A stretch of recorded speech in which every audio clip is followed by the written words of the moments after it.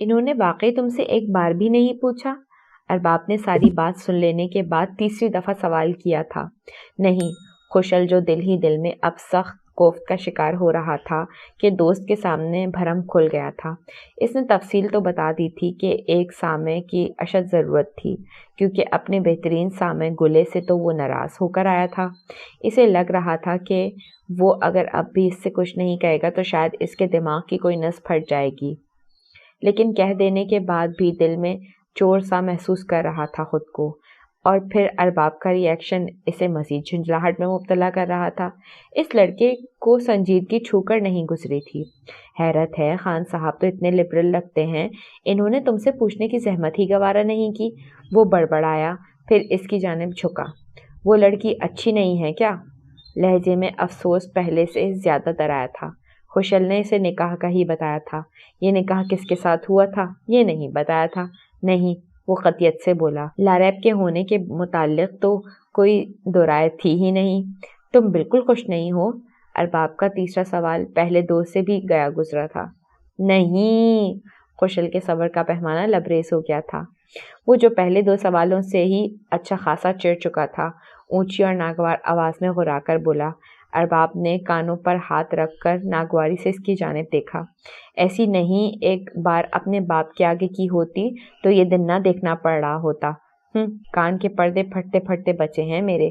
خوشل خان نے شاکی نگاہوں سے اس کی جانب دیکھا، مگر بولا کچھ نہیں۔ اسے واقعی افسوس ہو رہا تھا۔ وہ اتنے کمزور اعصاب کا مالک نہیں تھا اور آج سے پہلے کسی کے سامنے اس طرح کمزور پڑا بھی نہیں تھا، لیکن اسے جب جب یہ احساس ہوتا تھا کہ خان بابا نے لاریب کو اس پر فوقیت دی ہے تو وہ اسے بے پناہ تکلیف دے جاتی تھی بات۔ ارباب کا رویہ اس تکلیف میں اضافہ کر رہا تھا۔ ارباب معاف کر دو مجھ سے سخت غلطی ہو گئی جو تم پر بھروسہ کر کے دو لفظ کہہ بیٹھا۔ تم سمجھو تم کوئی فضول قسم کا ڈرامہ دیکھ رہے تھے جس نے تمہارا وقت ضائع کیا ہو، اور جو بھی بکواس میں کر بیٹھا ہوں اسے بھول جاؤ۔ وہ نہایت شاکی لہجے میں بولا تھا۔ اگر نہ کروں تو؟ مطلب معاف نہ کروں تو کیا کر لو گے تم؟ وہ سوالیہ انداز میں اسے دیکھ کر بولا تھا۔ خوشل خان ایک ساعت کے لیے تو کچھ بول نہ سکا، پھر جیسے اس نے یہ ارادہ ہی ترک کر دیا اور وہاں سے اٹھ جانا چاہا۔ اوہ مری، اینا نخرہ بھی چنگا نہیں ہوندا۔ او ظالم، اتنا نخرہ بھی اچھا نہیں ہوتا، ارباب نے اپنے مخصوص پنجابی لہجے میں کہا، اور اس کا ہاتھ پکڑ کر اس کے اٹھنے کی کوشش ناکام بنا دی۔ میری جان، مجھ سے ناراض ہو کر کیا ملے گا تمہیں؟ میں تو تمہارا دل بہلانے کے لیے سب بکواس کیے چلے جا رہا ہوں۔ اچھا چلو نہیں کرتا، سوری۔ اب یہاں بیٹھو اور تحمل سے میری بات سنو۔ وہ اب کی بار سنجیدہ تھا۔ خوشل خان نے دوبارہ اٹھنے کی کوشش نہیں کی۔ میں یہ تو نہیں کہوں گا کہ تمہارے باپ نے تمہارے ساتھ اچھا کیا ہے، لیکن تم جو اپنے ساتھ کر رہے ہو وہ بھی ٹھیک نہیں ہے۔ اتنا کچھ غلط ہو جانے کے بعد تم کوکین لینا شروع کر دو گے تو یہ مزید غلط کر دو گے۔ اس کی بات سن کر خوشل خان نے استہزائیہ مگر تھکے ہوئے انداز میں سر جھٹکا۔ کوکین میں اپنے لیے نہیں تلاش کر رہا، وہ تو میں لاریب کے لیے مانگ رہا ہوں۔ کوکین لے، حشیش لے، یا جو مرضی گولیاں پھانکتی رہے، اب نہیں روکوں گا میں، بلکہ اپنے ہاتھوں سے لا کر دیتا رہوں گا۔ میری طرف سے جہنم میں جائے وہ بنا سوچے سمجھے بولتا چلا جا رہا تھا۔ اسے احساس ہی نہیں ہوا تھا کہ ارباب کا منہ کھلا کا کھلا رہ گیا ہے۔ لاریب کے لیے؟ لیکن اس کے لیے کیوں؟ وہ پوچھ رہا تھا، لیکن اس کے چہرے پر لکھا تھا کہ خوشل خان نے جو بات چھپانی چاہیے تھی وہ افشا ہو چکی ہے۔ خوشل خان نے کوئی جواب نہیں دیا۔ اس سے نکاح ہوا ہے تمہارا؟ اوہ یار، واقعی؟ اس لیے اس روز رات کو فون کر کے اس کا پوچھ رہے تھے تم؟ وہ حیران و پریشان مسلسل بولے چلا جا رہا تھا۔ خوشل خان اس کے پاس سے اٹھ گیا تاکہ الماری میں سے سونے کے لیے لباس نکال سکے۔ ہائے میرا دوست، کیا ہوگا تیرا؟ اتنا ظالم باپ ہے تیرا، اتنی زیادتی، وہ بھی سگی اولاد سے کون کرتا ہے؟ وہ پہلے افسوس کرنے والے انداز میں کہنے لگا، پھر مکاری سے بولا، لیکن اچھا ہی ہوا، تو نے کون سا اچھی کی ہے کسی کے ساتھ؟ 200 روپے ادھار دے کر پوری یونیورسٹی میں کتنا ذلیل کرتا رہا ہے مجھے، اب میری باری ہے۔ وہ خباثت سے اسے گھورتا ہوا کسی فلم کے ولن کی طرح کہہ رہا تھا۔ خوشل خان نے بالکل پرواہ نہ کی، کیونکہ اسے یہ بھی پتا تھا ارباب کی شخصیت میں فضول گوئی کے علاوہ ساری عادات اچھی ہیں، اور دوستی کا دم بھرتے ہوئے راز کو راز رکھنا انہی اچھی عادات میں سے ایک تھا۔ حویلی میں دوپہر کے وقت عام طور پر اتنا سناٹا نہیں ہوتا تھا کیونکہ حویلی کے صحن میں تندور نصب تھا اور پڑوس والی خواتین روٹی لگانے کے لیے آتی جاتی رہتی تھیں، مگر چونکہ آج گلے اپنے کمرے میں بند تھیں تو ماسی حبیبہ نے تندور کو دہکایا ہی نہیں تھا۔ چند ایک خواتین پوچھنے آئی بھی تھیں لیکن تندور کو ٹھنڈا دیکھ کر واپس چلی گئی تھیں۔ لارا پہلے تو اپنے کمرے میں بیٹھی رہی، پھر بوریت سے اکتا کر باہر آ گئی تھی۔ اس کے پاس کرنے والا کوئی کام تھا ہی نہیں اور اس کا ذہن بالکل خالی تھا۔ اس کی پڑھائی، اس کی دلچسپیاں، اس کی زندگی، سب کچھ ایک سوالیہ نشان بن چکے تھے۔ مستقبل میں اس کے ساتھ کیا ہونے والا تھا، وہ خود کیا کرنے والی تھی، اس متعلق اس نے ابھی کچھ نہیں سوچا تھا، لیکن وہ پریشان بھی نہیں تھی۔ ایسا لگتا تھا جیسے اس کے پاس سوچنے سمجھنے کی کوئی صلاحیت ہی نہیں ہے۔ پانی پر رکھی کاغذ کی کشتی کی طرح وہ بھی بس بہہ رہی تھی اور مزے سے بہہ رہی تھی۔ اسے دیکھ کر کوئی نہیں کہہ سکتا تھا کہ اس کی زندگی گزشتہ چند دنوں میں کتنی ہی مد و جزر دیکھ چکی ہے۔ وہ بے پرواہی سے چلتے ہوئے اپنے لیے مخصوص کمرے سے نکل کر برآمدے میں آ گئی تھی۔ سردی چونکہ پنجاب سے زیادہ تھی اس لیے جینس کے اوپر جیکٹ پہن رکھی تھی، مگر خان بابا کا احساس کر کے کندھوں پر پڑی شال اوڑھ لی تھی، کیونکہ گلے کو اس نے ہمیشہ چادر اوڑھے ہی دیکھا تھا۔ برآمدے کے باہر صحن میں بھی سناٹا ہی تھا۔ دور کہیں سے پالتو پرندوں کے چہچہانے کی آوازیں سنائی دیتی تھیں۔ وہ دھیرے دھیرے دم اٹھاتی بالکل باہر کی جانب آ گئی، جہاں سے حویلی کا آہنی گیٹ نظر آتا تھا۔ گیٹ کے قریب خان بابا کی وہی جیپ کھڑی تھی جس میں وہ یہاں آئی تھی۔ وہ دھیرے دھیرے قدم اٹھاتی جیپ کے قریب آ گئی تھی۔ پھر اس نے سراہنے والے انداز میں جیپ کو دیکھا تھا۔ حویلی کی ایک بات اسے بہت متاثر کن لگتی تھی، یہاں صفائی بے حد تھی اور ہر چیز میں ایک عجیب ہی سلیقہ اور قرینہ تھا۔ یہی حال اس جیپ کا بھی تھا۔ وہ بظاہر ایک پرانی گاڑی تھی، لیکن اسے اتنی نفاست سے استعمال کیا جاتا تھا کہ وہ نئے ماڈل کی طرح چمچم کرتی تھی۔ اس نے دروازہ کھولا تو حیرت انگیز طور پر وہ لاک نہیں تھا۔ اگنیشن میں چابی بھی اٹکی ہوئی۔ وہ بنا سوچے سمجھے اندر سوار ہو گئی اور چابی کو گھما دیا۔ ذرا سی تھر تھراہٹ پیدا ہوئی تھی، انجن کے چلنے کا مخصوص شور پیدا ہوا اور گاڑی سٹارٹ ہو گئی۔ وہ بہت اچھی ڈرائیور تھی، لیکن کوئی کتنا بھی اچھا ڈرائیور کیوں نہ ہو، کسی اور کی گاڑی قابو میں آتے آتے کچھ وقت تو لیتی ہے۔ یہی اس کے ساتھ بھی ہوا تھا۔ وہ ذرا سے تذبذب میں گاڑی پورچ تک لے گئی تھی۔ ارے ارے، کون ہے بھائی؟ اسے اپنے عقب سے کوئی خونخوار الفاظ میں چلاتا ہوا نظر آیا۔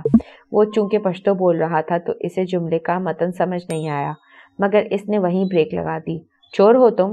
وہ شخص قریب آ کر غصے سے چلایا تھا۔ پھر جب اس پر نگاہ پڑی تو خاموش ہو گیا۔ آنکھوں میں خفگی کی جگہ حیرت نے لے لی تھی۔ میں تمہاری جیپ کھانے نہیں لگی تھی وراثت، ذرا سا شوق پورا کرنے کی کوشش میں یہاں تک لے آئی تھی۔ لارا نے اس سے بھی زیادہ سخت لہجہ اپنایا تھا۔ خان بابا کے ڈرائیور سے وہ بہت اچھی طرح سے واقف تھی، لیکن اسے براہ راست مخاطب پہلی بار کر رہی تھی۔ وراثت کے جواب کا انتظار کیے بغیر گاڑی ریورس کرتے ہوئے انتہائی تیزی سے اسی مقام پر لے آئی تھی جہاں سے چلا کر گیٹ تک واپس لے کر آئی تھی۔ وراثت کو اتنے سخت رد عمل کی توقع نہیں تھی اور نہ ہی اسے امید تھی کہ یہ شہری خاتون اسے اس کا نام لے کر مخاطب کرے گی۔ معاف کیجیے گا بی بی، مجھے پتہ نہیں چل سکا کہ آپ ہیں، اس نے قریب آ کر معذرت کی تھی۔ لارا ایک جھٹکے سے نیچے اتری تھی، کمزوری تاحال جسم میں موجود تھی سو گرتے گرتے بچی۔ وراثت نے فوراً ہاتھ کا سہارا دیا تھا۔ وہ سنبھل گئی تو وراثت فوراً پیچھے مڑ کر مؤدب ہو گیا تھا۔ ورنہ تم کیا کرتے؟ مجھے گاڑی چلانے دیتے؟ وہ اس کی آنکھوں میں جھانک رہی تھی۔ وراثت نے ذرا آنکھیں اٹھا کر جیپ کی جانب دیکھا اور کنکھیوں سے اس کی جانب۔ میں اعتراض کرنے والا کون ہوتا ہوں بی بی؟ خان کی جاگیر میں ہر چیز خان کی ہے اور یہ جو چیز خان کی ہے وہ آپ کی ہے۔ لارا نے سر ہلایا جیسے اسے یہ بات اچھی لگی ہو۔ اچھی بات ہے، یہ بات ذرا اپنے خوشل خان کو بھی بتا دو، اسے یہ بات اکثر بھول جاتی ہے، اس نے حکم دینے والے انداز میں کہا تھا۔ اب کی بار وراثت کچھ نہیں بولا تھا، لیکن کچھ الجھ سا گیا تھا۔ لارا مزید کچھ کہے بنا واپس مڑ گئی تھی۔ یہ کیا بچکانہ حرکت ہے گلے لالا؟ وہ اس کے بستر پر اس کے سامنے بیٹھے سوال کر رہے تھے۔ ان کو دیکھ کر وہ اٹھ کر تو بیٹھ گئیں، مگر رندھا لہجہ اور سرخ آنکھیں چھپائے نہ چھپ رہی تھیں۔ وہ اس کے چہرے کی جانب ہی دیکھ رہے تھے۔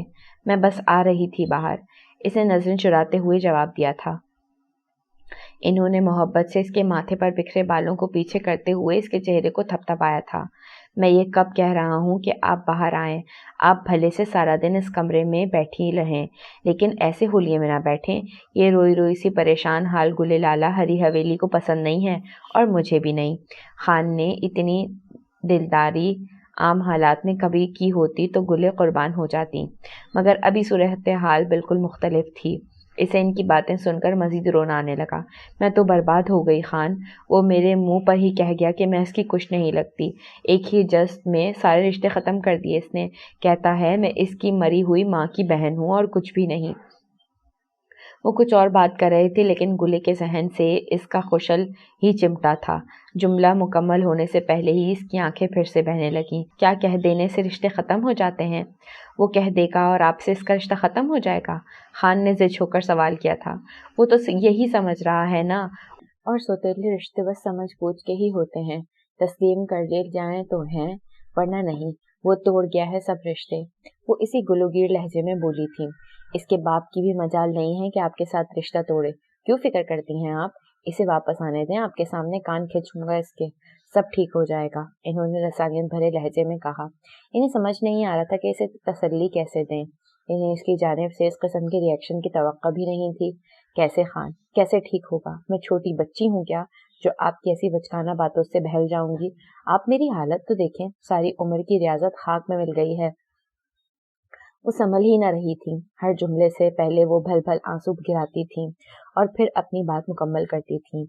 وہ اپنی جگہ سے اٹھے اور ان کے برابر آ بیٹھے، اور پھر ایک دم ان کے کندھے پر اپنا بازو رکھ کر اسے قریب کیا تھا، ایک سمجھدار مرد کی طرح۔ انہیں بھی خبر تھی کہ روتی ہوئی عورت کو چپ کروانے کا بہترین طریقہ کیا ہوتا ہے۔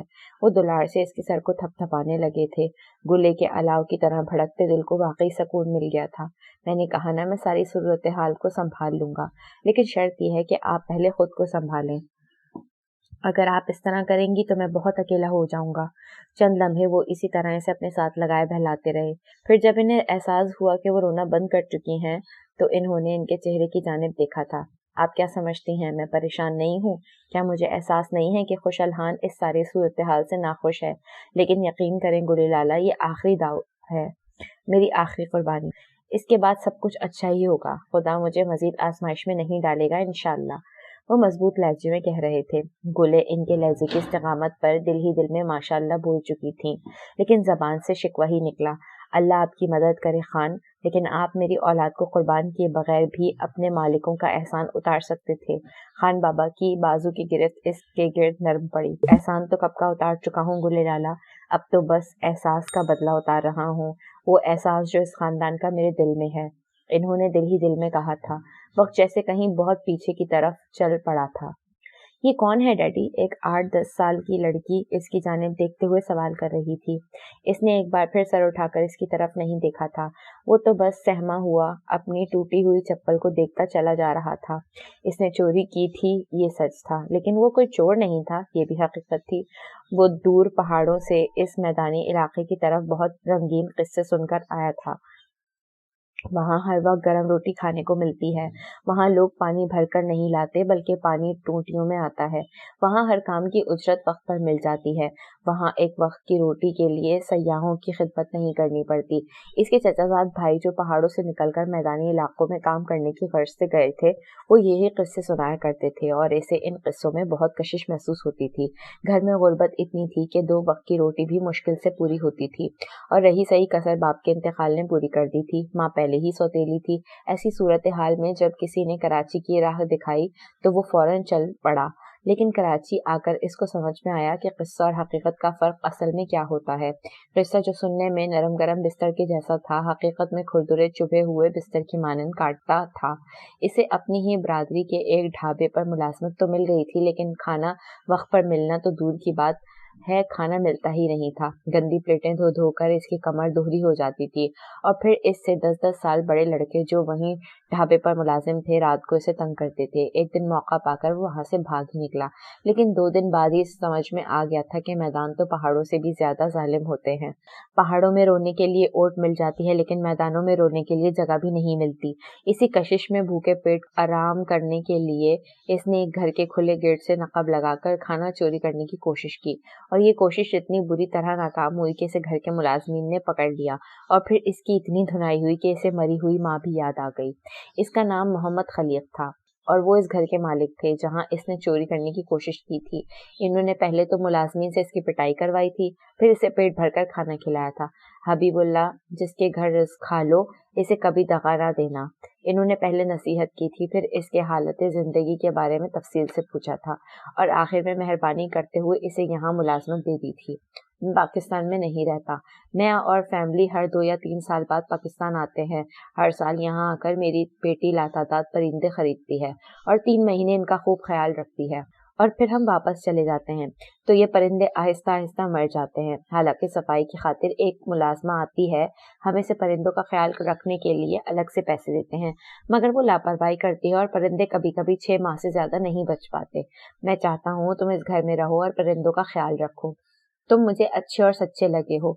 मैं तुम्हें परिंदों की खिदमत की शर्त से आज़ाद भी कर सकता हूँ।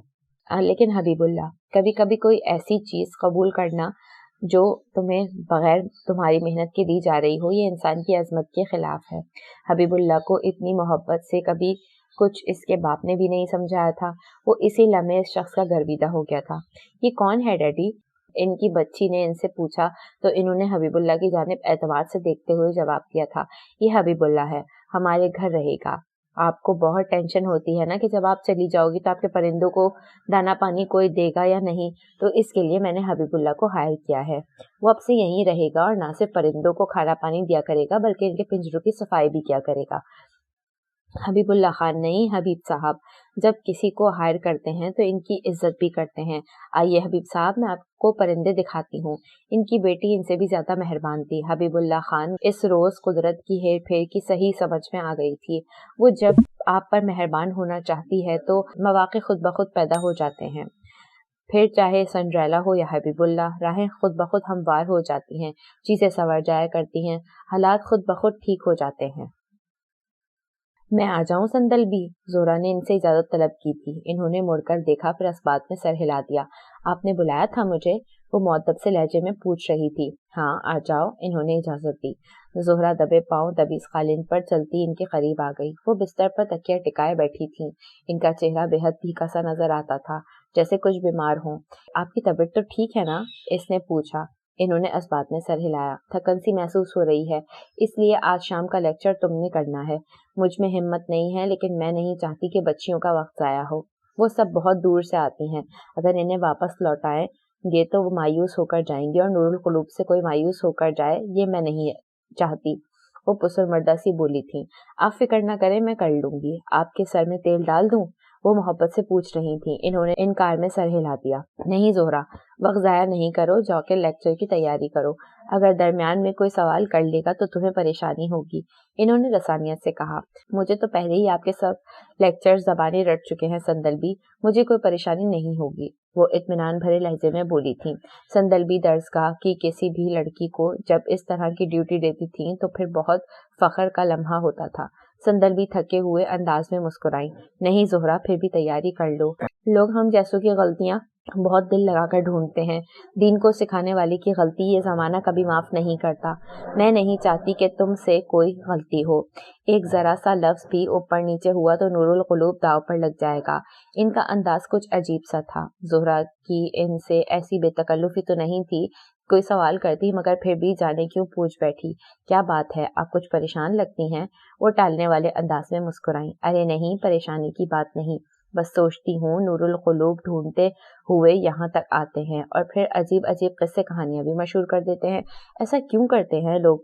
जोहरा के पास इस बात का कोई जवाब नहीं था, लेकिन वो समझ गई थी कि संदलबी ज़हनी तौर पर कुछ उलझी हुई है। इसे वही करना चाहिए था जिसका हुक्म इसे संदलबी ने दिया था, लेकिन फिर भी वो दूसरा सवाल पूछ चुकी थी। एक बात पूछो संदलबी, क्या आपके पास है नूरुल कुलूब? संदलबी शुशदर रह गई थी। ये पूछने वाला सवाल था क्या? इन्हें यह सवाल बिल्कुल अच्छा न लगा। क्या इनकी नमाजें, रोजे, इबादत, जिंदगी भर की रियाजत ये बताने के लिए काफी नहीं थी कि इनके पास नूरुल कुलूब की दौलत है? क्या इनका पुरनूर चेहरा दुनिया को बताने के लिए काफी नहीं था कि इनका दिल नूरुल कुलूब की दौलत से माला माल है? क्या इनसे कोई गलती हो गई थी? یہ ایک ہفتہ گزر کیوں نہیں رہا؟ ایسا لگتا ہے وقت جیسے ایک ہی مقام پر گزر کر ٹھہر گیا ہو، داؤد نے اکتائے ہوئے انداز میں کہا اور موبائل کو سامنے پڑے ہولڈر میں ایڈجسٹ کرنے لگا تھا۔ وہ شیریں سے ویڈیو کال پر بات کر رہا تھا۔ ویڈیو میں شیریں اپنے بیڈ پر سلیپنگ پاجامہ میں بیٹھی نظر آ رہی تھی۔ اس کے بال کھلے تھے اور اس کا چہرہ ہر قسم کے میک اپ سے پاک تھا۔ اس نے داؤد کی بات پر نفی میں سر ہلایا۔ مجھے تو لگتا ہے وقت کو پڑ لگ گئے ہیں، ابھی اتنے کام کرنے باقی ہیں اور وقت ہے کہ بھاگتا چلا جا رہا ہے۔ اس دوران فلپینو ملازمہ ایک شخص کے کھانے کے برتن ٹرے میں رکھ کر اس کے سامنے لے آئی تھی۔ اس کی موجودگی کی وجہ سے شیریں ذرا خاموش ہوئی، پھر اس نے باقی جملہ ادھورا چھوڑ دیا تھا۔ باقی جملہ اردو میں ادا کیا تھا۔ تمہیں پتہ ہے میرے ویڈنگ ڈریس کا کلچ بھی ابھی تک ریڈی نہیں ہوا ہے۔ مجھے اتنی اینگزائٹی ہو رہی ہے سوچ کر کہ اگر یہ وقت پر نہ ملا تو کیا ہوگا۔ شیریں نے بالوں میں انگلیاں پھیرتے ہوئے ان کی ترتیب کو عادتاً دائیں سے بائیں کیا تھا۔ یار ایسی چیزیں تو کہیں سے بھی مل جاتی ہیں، تم کہو میں یہاں دبئی سے لے آتا ہوں، بلکہ کل تمہیں کال کر لوں گا مارکیٹ سے۔ میری اپنی بھی ایک دو چیزیں رہتی ہیں، تم دیکھتی رہنا واٹس ایپ پر، جو تمہیں اچھا لگے بتا دینا، میں لے آؤں گا۔ داؤد نے چکن ٹکا والی پلیٹ کو اپنے آگے کیا اور فورک کی مدد سے الٹ پلٹ کرتے ہوئے کہنے لگا، او کم آن داؤد، کسٹمائزڈ کلچ ہے میرا، ویڈنگ گاؤن کے ساتھ کمپلیٹ کرتے ہوئے بنوایا تھا، مجھے وہی چاہیے اور تم اس طرح کہہ کر میری اینزائٹی میں مزید اضافہ کر رہے ہو۔ میں تو اپنے ڈیزائنر کو کچا کھا جاؤں گی اگر اس نے کل تک مجھے ڈیلیور نہیں کیا۔ وہ ناک چڑھا کر بولی تھی۔ ویڈیو میں بھی اس کی تیکھی ناک کو دیکھ کر داؤد مسکرایا تھا۔ تمہیں اتنی سی بات پر ہائپر ہونے کی کیا ضرورت ہے؟ تم تو ویڈنگ گاؤن کے ساتھ پولیتھین بیگ بھی ہاتھ میں پکڑ لو گی تو مجھے وہ بھی اچھا لگے گا۔ تمہارے خوبصورت ہاتھ ان چیزوں کے محتاج نہیں ہیں۔ وہ پلیٹ میں کیچپ انڈیل رہا تھا۔ شیریں نے مصنوعی ناراضگی سے اس کی بات کو سنا، ناک کی تیکھی سی اٹھان برقرار رکھی۔ اتنا مکھن مت لگاؤ، میں پہلے ہی ٹریڈ مل پر دوڑ دوڑ کر پاگل ہوتی جا رہی ہوں۔ میں تو نہیں چاہتی کہ میرا اتنا مہنگا ڈیزائنر ویئر مجھے فٹ نہ آئے۔ پھر تم کہو گے تمہیں ڈیزائنر ویئر کی کیا ضرورت ہے، تم کسی بھی ٹام ڈک اینڈ ہیری کا ڈریس پہن کر بھی شادی کر سکتی ہو۔ وہ مسکراہٹ چھپاتے ہوئے کہہ رہی تھی۔ داؤد کھل کر ہنسا، پھر پہلے اپنی پلیٹ موبائل میں اس کو دکھا کر بظاہر کھانے کی دعوت دی، پھر کہنے لگا، ہاں تو مجھے تو تم ہر حال میں اچھی لگتی ہو، میں تو چاہ رہا تھا کہ ہماری شادی سادگی سے ہو۔ شیریں نے اجلت بھرے انداز میں اس کی بات کاٹی۔ اتنا اوور اسمارٹ ہونے کی ضرورت نہیں ہے مسٹر داؤد، یہ سادگی والی سادہ سادہ باتیں کسی اور سے کرنا۔ پہلی شادی ایک ہی بار ہوتی ہے اور محبت کی شادی تو واقعی ایک بار ہوتی ہے۔ اگر ہماری شادی پر تمہارے 5 فگرز والی 2-3 سیلریز لگ بھی گئیں تو کوئی بات نہیں۔ داؤد نے ایک بار پھر کہا لگایا، ارے میری جان، 2-3 سیلریز کیوں، تم دل کھول کر پورے سال کی سیلریز خرچ کر لو تو بھی کوئی مشکل نہیں ہے۔ میں نے تمہیں پروپوز کرتے ہوئے خود کو سمجھا لیا تھا کہ بھائی داؤد تو گیا کام سے، اب نہیں بچنے والا کوئی دینار و درہم۔ اس کا موڈ بے حد خوشگوار ہو گیا تھا۔ آفس کی دن بھر کی تھکن جیسے منٹوں میں اڑن چھو ہو گئی تھی۔ موبائل میں نظر آتی شیریں کی مصنوعی ناراضگی سے گھورتی ہوئی آنکھیں اسے گدگدا رہی تھیں۔ اس کا مطلب مجھے پروپوز کرنے سے پہلے کافی ڈر رہے تھے تم؟ اس نے اپنا انداز نشست بدلتے ہوئے کہا تھا۔ اب موبائل میں اس کا چہرہ نظر نہیں آ رہا تھا، بلکہ عقبی دیوار کی کھڑکیاں زیادہ نمایاں ہونے لگی تھیں۔ نہیں، ڈرنا کیوں تھا؟ مجھے پہلے سے پتا تھا انسان زندگی میں محبت سے بچا سکتا ہے یا درہم سے، سو میں نے محبت کو ترجیح دی۔ میں درہم کے بغیر گزارا کر سکتا ہوں، تمہارے بغیر نہیں۔ اس کے لہجے میں سچائی ہی سچائی تھی۔ چند لمحے تو شیریں کچھ بول ہی نہیں پائی۔ اب کیا ہوا، کہاں غائب ہو گئی ہو؟ اور موبائل تو ٹھیک رکھو، تمہارے روم کی ونڈوز نہیں دیکھنی تھی مجھے۔ میرے روم کی ونڈوز تمہارے روم کی ونڈوز سے کہیں زیادہ اچھی ہیں۔ میں جب ان کو خاطر میں نہیں لا رہا ہوں تو ان کو کس لیے دیکھوں؟ تمہیں دیکھنا ہے مجھے، وہ تکے کا آخری پیس منہ میں رکھتے ہوئے کہہ رہا تھا۔ شیریں نے موبائل ٹھیک کرتے ہوئے دوبارہ اپنے چہرے کو فوکس کیا تھا۔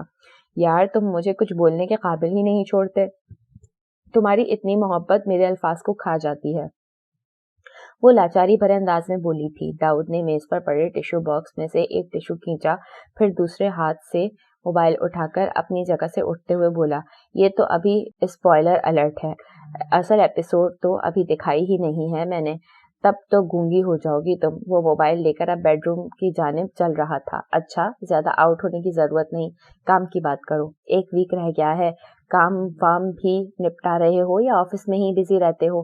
میں تو یہاں کام کر کر کے کھپ گئی ہوں، کہیں لیکن کام ہے کہ ختم ہونے کا نام ہی نہیں لے رہے۔ شیریں نے جان بوجھ کر بات بدلی تھی۔ داؤد اب بیڈ روم میں داخل ہو گیا تھا۔ تم اور ممی بس مجھے تانے ہی دیتی رہنا، حالانکہ میں آفس کے ساتھ ساتھ فلیٹ بھی رینوویٹ کروا رہا ہوں۔ آج بھی 2 گھنٹے سردار والوں کے ساتھ سر کھپا کر آیا ہوں۔ وہ بیڈ پر آرام دہ حالت میں بیٹھ گیا تھا۔ ارے ہاں، کرٹنز آنے تھے آج، آ گئے کیا؟ شیریں کو یاد آیا تھا۔ ہاں، شام کو ہی آ گئے تھے، یہ دیکھو۔ اس نے بیک کیمرہ آن کرتے ہوئے اسے دکھایا تھا۔ یہ سردار والے لگا کر گئے ہیں۔ وہ ویڈیو میں شاید اتنے کلیئر نہیں نظر آ رہے ہوں گے، لیکن کام اچھا ہو گیا ہے۔ ہمارا بیڈ روم تو بہت امپریسو ہو گیا ہے۔ وہ دوبارہ اپنی جگہ سے اٹھا اور 2-3 سوئچ آن کرنے لگا تھا۔ کمرے میں لگے ٹیوب لائٹس بند ہوئے تھے اور اس کی جگہ نیل کو روشنی نے لے لی تھی۔ وہ بیک کیمرے سے پورا منظر دکھا رہا تھا۔ اس کا موبائل کھڑکیوں پر لگے بھاری پردے فوکس کر رہا تھا، جن کے ساتھ ہم رنگ نیٹ کے پردے بھی تھے۔ ان کے اوپر چائنیز لائٹس لگی تھیں، جن کی وجہ سے کمرے کا ماحول اور بھی رومانٹک ہو گیا تھا۔ کرٹنز کا کلر تو نظر ہی نہیں آ رہا، اتنی نیلی نیلی روشنی ہے۔ تم پکچرز کھینچ کر بھیجو یا پھر الگ سے ویڈیو بنا کر بھیج دو۔ داؤد نے برا سا منہ بنایا، پھر ناک چڑھا کر بولا، یار میں نہیں بنا رہا ویڈیو شیڈیو۔ یہ وہی کرٹنز ہیں جو تم نے سیڈار کی ویب سائٹ سے پسند کیے تھے۔ وہاں ساری پکچرز موجود ہیں، وہاں پر دیکھ لو۔ شیریں اس کے چڑچڑانے پر ہنسی۔ صبح سے میں انتظار کر رہا تھا کہ تم فارغ ہو تو میں تم سے بات کروں، تمہیں جی بھر کر دیکھوں، اور تم ہو کے کرٹنز کے پیچھے پڑ گئی ہو۔ مجھے نہیں پتا، 2 ویکس کی بات ہے، اور پھر تم خود ہی یہاں آ کر دیکھتی رہنا۔ یہ سب چیزیں میرے بس کا روگ نہیں ہے۔ یہ اس نے دوبارہ سے نیلی روشنیاں آف کر کے ٹیوب لائٹ آن کر دی تھی اور چڑھ کر بولا تھا۔ شیریں کھل کھل کر کے ہنسنے لگ گئی تھی۔ یہ میرا شادی کے لیے مارکیٹ کا آخری وزٹ ہے۔ آج کے بعد شادی تک میں گھر سے نہیں نکلنے والی۔ میں نے بس اب گھر میں رہنا ہے، آرام کرنا ہے، اپنی ڈائٹ پر فوکس کرنا ہے اور صرف پارلر جانا ہے۔ ارے بھائی، میرے اکلوتے بیٹے کی شادی ہے، میں ہی اگر فریش نظر نہ آئی تو کیا کہیں گے لوگ؟ داؤد کی ممی نے مسکراتے ہوئے شرارتی سے انداز میں کہا تھا۔ شیریں کی ممی نے تائیدی انداز میں سر ہلایا، پھر میز پر پڑی اپنی منرل واٹر بوتل اٹھا کر 2 گھونٹ بہت نزاکت سے حلق میں ڈالے اور ان کی بات میں اضافہ کرتے ہوئے بولی، ہاں بالکل ٹھیک، میں بھی یہی کرنے والی ہوں۔ بہت ہو گئی۔ ارے بھائی، جن کی شادی ہے وہ سنبھالیں اب، ہم تو بس آج کے بعد پارلر کی اپائنٹمنٹ بھگتائیں گے اور اپنے آپ پر توجہ دیں گے۔ اتنی مہینے ہو گئے ہمیں خوار ہوتے ہوئے، لیکن ان دونوں کی شادی کے کام ہی ختم نہیں ہونے کا نام لے رہے۔